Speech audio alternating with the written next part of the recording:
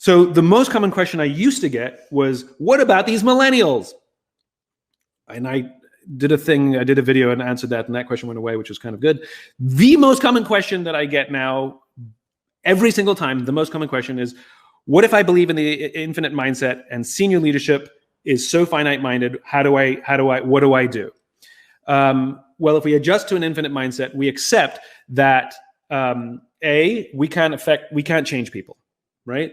We can only change our own behavior. We can't force senior leadership to change, especially if we have no direct contact with them. But we can choose to become the leaders we wish we had, right? So the whole idea is to work within the system you've got, of course, but to say, okay, we're going to build an infinite-minded team. And so amongst the people you work with, and it doesn't matter if you're in a leadership position or not, remember, leadership has nothing to do with rank. Leadership is the responsibility to take care of those around us. So you can take care of your boss too. Hey, boss, you okay during this COVID? How are you? And start embracing those practices. You know, if the organization doesn't have a good just cause, tell your team what your just cause is and say why you love this job and how this job is helping you advance your just cause. Start building trusting teams. Start making the people you work with feel like someone has their back, that someone cares about them as human beings, that you create a space where they can be open and honest without judgment.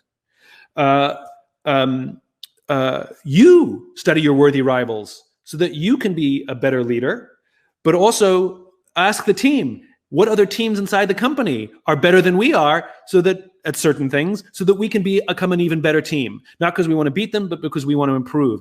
Build that sense of constant improvement into the team. Be willing to change certain things. You know, very often companies do things because that's the way they've always been done, but nobody's ever asked, does it have to be done this way? And nobody ever asks, can I change it? And very often the answer is, we don't know why it's done this way, and yes, you can change it. Ask the questions. I tell you one quick funny story as a side about asking questions. Long ago when I had a job, I worked at a large ad agency, and it was a fairly common experience where my boss would come into my office and say, the client wants this by Wednesday, get it done. I'd be like, it's impossible to get this done by Wednesday. And he would say, I don't know what to tell you. You have to the client wants it by Wednesday. So one day I called the client and I said, hey, I got this thing that you asked for. When do you need it by? Because they said you have to have it by Wednesday. And they went, no, I can have it by Friday or Monday. That's totally fine. It's because somebody said, when do you want it? They said, Wednesday? And we went, okay. And then it became, the point is, ask a question.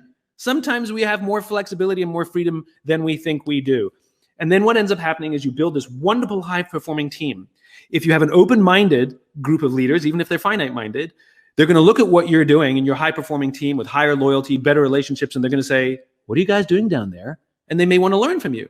If they're completely just, in their own world and short-term metric driven, they'll just leave you alone because you're high performing. And eventually some of the people will leave that group and go join other teams. They'll either move on or get promoted out, and they'll bring everything they've learned and they'll take it to those teams, and they'll build high-performing, infinite-minded teams, and eventually the tail wags the dog. Unfortunately, we don't know how long it takes. Depends on the organization, depends on the culture, depends on the people, but the tail can wag the dog. I saw it happen with a 100,000-person organization, and it took 2 years, which I think is unbelievably quickly. And it was completely without senior leadership's help. We saw the whole organization pivot just because the people started to embrace new ideas.